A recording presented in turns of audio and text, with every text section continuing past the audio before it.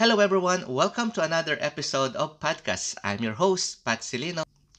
And today, samahan niyo po ako to discuss isa sa mga topic na napapanahon and ramdam natin tong lahat.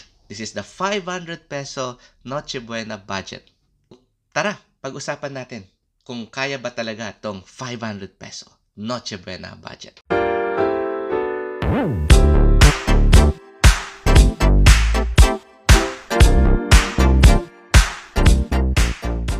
As an accountant, isa sa mga tinitignan namin dito is the inflation.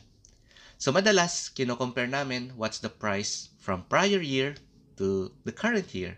I'll check my notes here. And it says here that from last year's Noche Buena prices, ham was cost around 180 to 220 last year. This year, 240 to 270. That's immediate 20% increase. Spaghetti package, last year, 110 to 130. This year, 135 to 160, range around 18% increase. Soft drinks, last year 55 to 65, this year nasa 70 to 85. So again, more than 20% ang tinaas. Ang ibig sabihin lang nito, double digit ang itinaas ng mga prices due to the inflation. Another thing is, pag binigay ka ng budget, dapat meron kang breakdown. So, hindi binigay kung ano ang composition ng kayang bilhin sa halagang 500 pesos. Marami na kayo napanood ng mga vloggers, yung mga mahilig magluto, trinay nilang magluto sa halagang 500 pesos.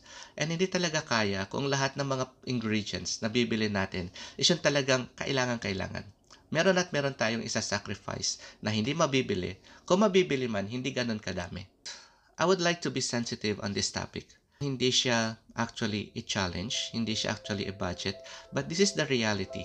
May mga Pilipinong gagawin ang lahat para mabuhay lang, para maitawid ang isang araw. And for us also from OFW's perspective, we always, as much as possible, would like to provide to our family members. Pero sana man lang, let's not give a false hope to all fellow Filipinos na kaya talagang maghanda ng maayos, sapat, at kasaya-saya sa halagang 500 pesos. I hope sa darating na Pasko, maging masaya ang Noche Buena ng bawat isa. So, there you have it. Until next time, for another episode of podcast. Take care. Bye!